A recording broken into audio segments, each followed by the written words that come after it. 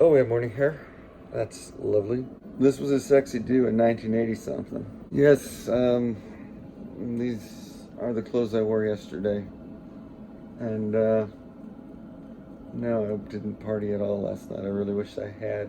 But instead, I got stuck in Dallas because of bad weather getting out of Atlanta on the way back home to Missouri.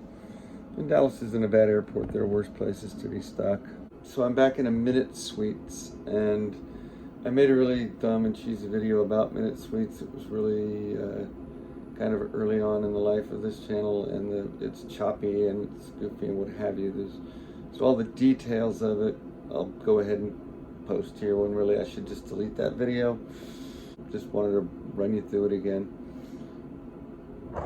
So there's not much to it. It's more like an office and napping area, right?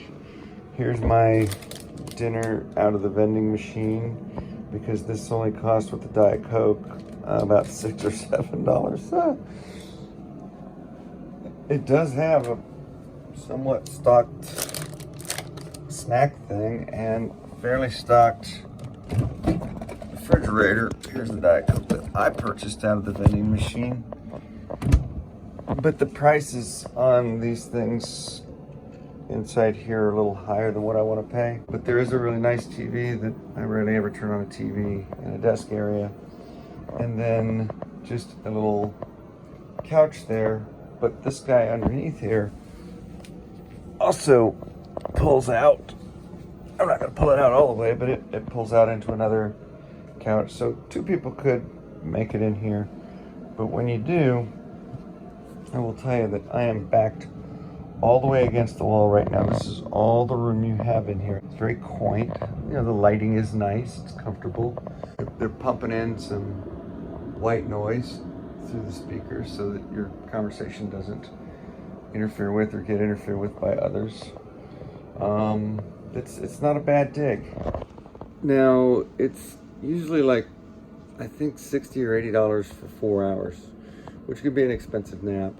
So what I was able to do then was look around and price some hotels around the DFW airport. And the nearest one with a vacancy was about a 20 to 30 minute cab ride away. And they wanted, I think, $140 for the hotel for a night, which is not bad, you know, for a Hampton Inn. After the taxes on the hotel room and the cab ride and everything, I would have been up to about $200 to $220. This room was $165 plus tax, so a little less than $200. So I saved, I don't know, I might have saved $30, $40. But here's where the real savings came in. I was able to get into the room within 10 minutes of deciding to get the room. I didn't have the half-hour ride to the airport.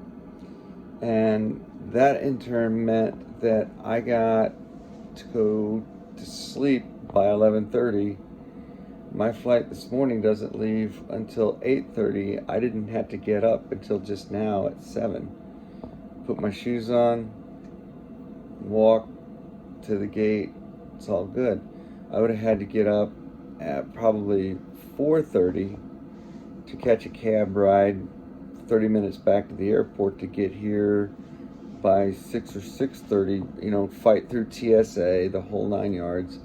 So I got probably 2 to 3 hours more sleep and a lot more convenience. There was, to me, last night, traveling by myself, the whole thing was a no-brainer. I got such a good night's sleep that everybody I run into this morning has been confused and a little bit angry for me just being in such a great mood. Hey, good morning, how you doing? That's not my normal attitude at the airport either, but here we are. The drawbacks are I don't have a private bathroom. There is a bathroom right there outside of they always put these next to a bathroom. Also, when you fast forward in time a couple days and start filling out that expense report and remember that my company's booking tool parameters don't allow Minute Suites. Now I have to explain to my boss why I got a hotel bill on the wrong credit card. Well, that's the price you pay for a good sleep. The upside was I was able to leave my bags in the room and actually just go for a stroll to wind down. Bought some snacks, brought them back. It's the first time that I've ever walked through an airport without carrying a bag or two. That was a bit surreal, and there was nobody in the airport. Like, it was, getting close to 11 o'clock at night. Even Dallas was pretty empty at that time, so that was nice. It felt weird though. Now, next week I'm going to be traveling with the boys. Yeah, both sons are actually coming on a vacation. That's crazy, assuming none of us get COVID. Hopefully I don't wind up in the same situation there. They only have minute suites at certain locations. I think they have them in Atlanta, Dallas. I think San Francisco and Philly have them. And Charlotte has them. The 5 airports that I know of for sure. But 3 of us would not fit into this very comfortably. This is for 1 or 2 people only. And even with 2 people, there would be, a thing with the suitcases. If you had 2 or 3 suitcases between you, to just shove those off in the corner over here, because the room with the bed / couch over here. I mean, this whole room, I haven't measured it. You know what? I'm going to measure it. So I have this measuring app on the phone that Apple just put on there.